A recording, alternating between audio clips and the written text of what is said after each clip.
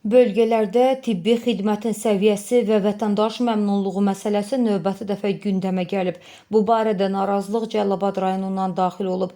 Bir xəbər mediaya video müraciət ünvanlayan rayon sakini yerli səhiyyə sistemindəki problemlərdən idarə etmənin və peşəkarlığın 0 dərəcəsində olmasından cana doyduğunu bildirir. Şikayətçi iddia edir ki, Cəlilabad rayon mərkəzi xəstəxanasında və doğum şöbəsində vətəndaşlara qarşı göstərilən laqeydlik ailələri böyük faciələrlə üz-üzə qoyur. İnsan həyatına olan biganəliyin dözülməz həddə çatdığını vurğulayan rayon sakini doğum şöbəsindəki bəzi tibb işçilərinin davranışlarını və peşə fəaliyyətlərini sərt sözlərlə tənqid edib. Vətəndaş qarşılaşdıqları bu acınacaqlı mənzərəyə dözə bilməyərək çıxış yolunu səsinin ən ali instansiyalara çatdırılmasında görür. Rayon səhiyyəsində köklü islahatların aparılmasını istəyən şikayətçi aidiyyatı dövlət qurumlarından və ölkə rəhbərliyindən bu iddiaların yerindəcə ciddi şəkildə araşdırılmasını xahiş edir. O, məsuliyyətsizliyə yol verən və vətəndaşların fəryadına səbəb olan hər bir şəxsin qanun çərçivəsində cavab verməsini tələb edir. Biz də bir xəbər media olaraq ittihamlarda adı keçən tibb müəssisəsinin və rəsmi qurumların da mövqeyini işıqlandırmağa hazırıq. Mən Cəlilabad rayon Xəlilli kənd sakini Sadiqov Həmzə İsaoğlu. Mənim müraciətim buradan cənab prezidentimizə, Mehriban xanıma müraciət edirəm ki, cənab prezident, Mehriban xanım, sizdən mənim müraciətim odur ki, keçən bu vaxtı mənim bir nəvəm oldu. Mənim nəvəmin ölüm səbəbi birinci başdan validə doktor diaqnostikada sizə müalicələr eləmişdi. Bir də ki, cənab prezident, 3 bacı rəsmiyyənin 2 bacısı bizim mərkəzi xəstəxananın həkimi deyil. Onlar mərkəzi xəstəxananın qəssəbidir, əzrahilidir.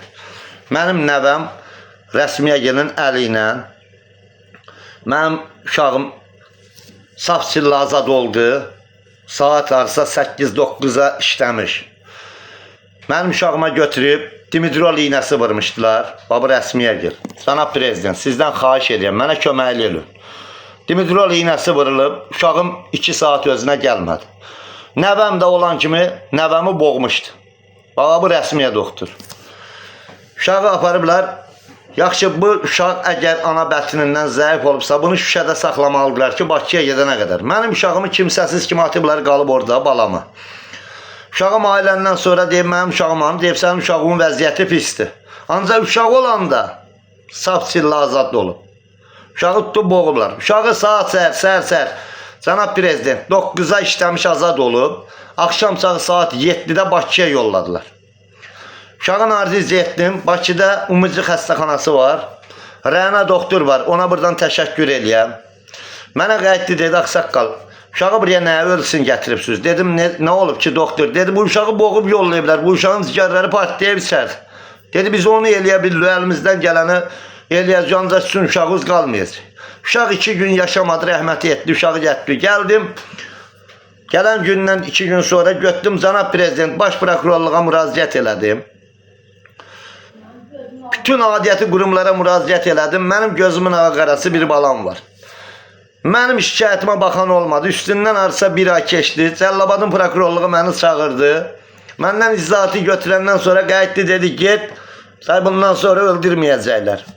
Cənab prezident, mən sizdən xahiş eləyəm, mənim balamın qanı yerdə qalmasın. Mənim balamın qanı yerdə qalmasın. Biz uşaq paltar aldıq, xəstəxana etdik, pərtdala qayıtdik. Həkimlərin ucbatından mənim balam öldü. Mən buradan yenə dönə-dönə şikayətimi, müraciətimi bildirirəm cənab prezidentimizə, Mehriban xanıma. Mənim balamın qanı yerdə qalmasın. Mənim nəvəm boğdu, uşağıma da götürüblər. Özə bunu deyim, hələ cənab prezident bizi Cəlilabadın icra hakimi tapşırmışdı ki, xəstəxanaya bu kasıb ailədir. Bunun uşağına yaxşı baxın. Götürürlər, nəvəmi öldürürlər. Əgər icra hakimi tapşırmasaydı cənab prezident, mənim balamı da öldürəcəkmişlər. Mən kasıb xalqın dəstəyi ilə evimi düzəltdim. Xalq mənim üçün ev düzəldi. İnkarım yoxdur, kasıb bir adam idim. Mənim balama götürüb nəvəmi boğub öldürürlər. Balama da dimidrol vurublar ki, bunun ürəyi yatsın, ölsün. Cənab prezident, sizə dönə-dönə xahiş eləyəm, baş üstə dönərəm. Mənim balamın qanı qoymayan yerdə qalar. Rəsmiyyədir, 3 bacıdır, bir də validə doktor. Diaqnostikada validə doktor işləyir. Rəsmiyə ilə o iki bacısı da mərkəzi xəstəxanada işləyir.